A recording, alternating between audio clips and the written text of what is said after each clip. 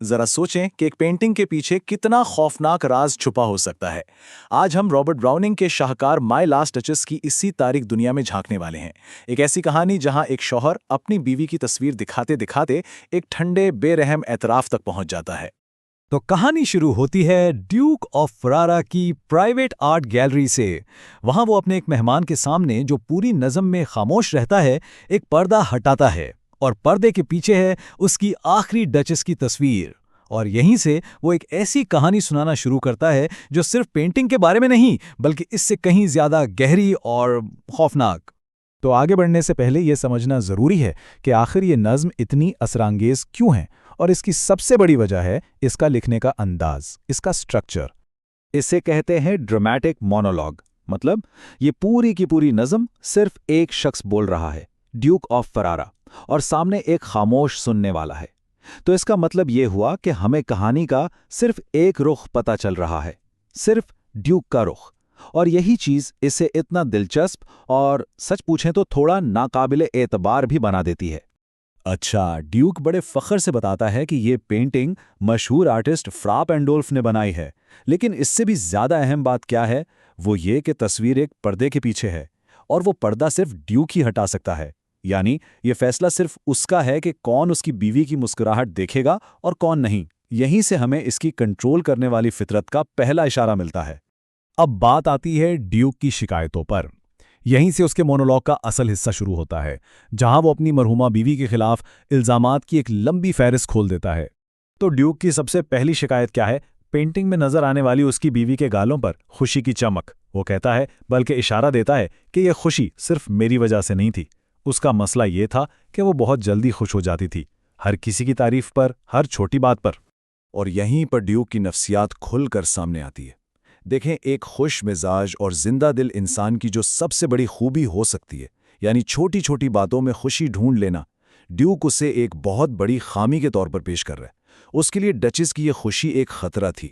वो एक एक करके वो चीज़ें गिनवाता है जिनसे डचेस खुश होती थी, और उसके लहजे में हकारत साफ नजर आती है, जैसे सूरज का डूबना, किसी का चेरी का तोहफा देना, या अपने सफ़ेद खच्चर पर बैठकर बाग में घूमना।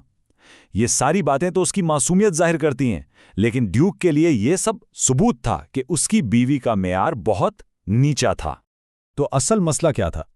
असल मसला था ड्यूक की अपनी अना, उसका गुरूर। उसे लगता था कि उसकी बीवी ने उसके 900 साल पुराने खानदानी नाम जैसे अजीम तोहफे को उतनी ही अहमियत दी जितनी किसी आम आदमी के दिए हुए तोहफे को, और ड्यूक की दुनिया में ये गुनाह अजीम था। लेकिन सवाल यह है कि क्या उसने कभी अपनी बीवी से इस बारे में बात की, अपनी नाराजगी बताई? नहीं, बिल्कुल नहीं। वो खुद कहता है कि मैंने कभी झुकने का इंतखाब ही नहीं किया। उसके नज़दीक अपनी बीवी को यह समझाना उसकी शान के खिलाफ था।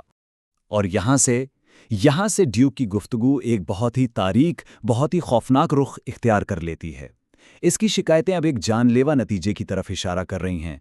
डचेस की वो दोस्ताना मुस्कुराहट जो वो हर आने जाने वाले को देती थी, ड्यूक के लिए बेइज्जती का बाइस बन गई।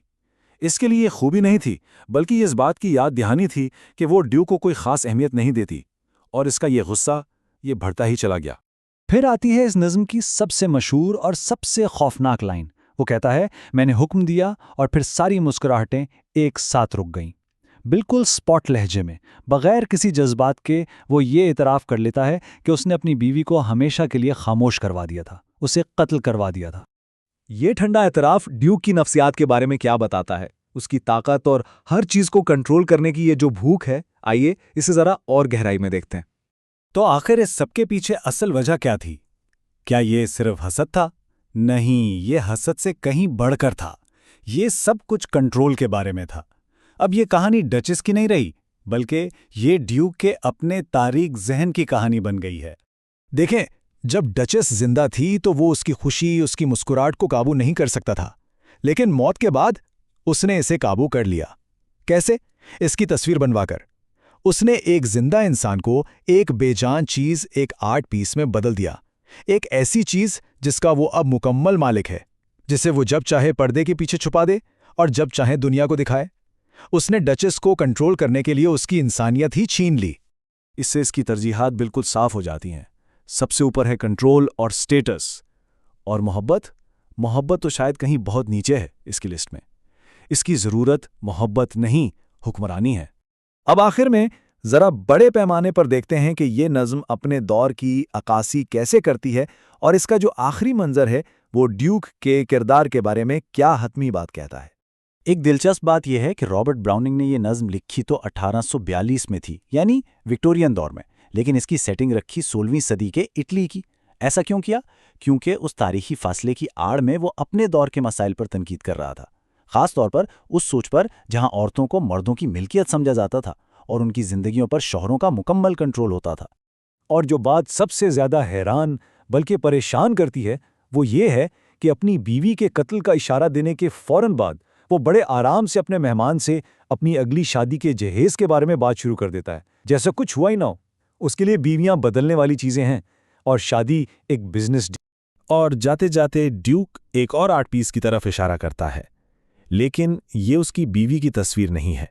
ये नेपच्यून यानी समंदर के देवता का एक मुजस्मा है जो एक समुद्री घोड़े को काबू कर रहा है। ये तस्वीर है खालिस ताकत की, बेरहम तसल्लुत की। दरअसल ये मुजस्समा खुद ड्यूक का एक इस्तिआरा है, उसकी अपनी तस्वीर है।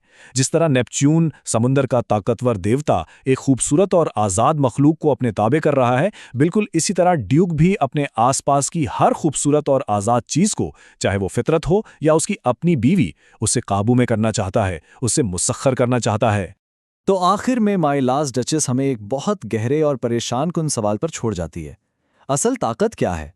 किसी की मुस्कुराहट को हमेशा के लिए रोक देना, जैसा कि ड्यूक ने किया, या फिर अपनी मुस्कुराहट को हर किसी के साथ बांटने की हिम्मत रखना, जैसा कि डचेस करती थी?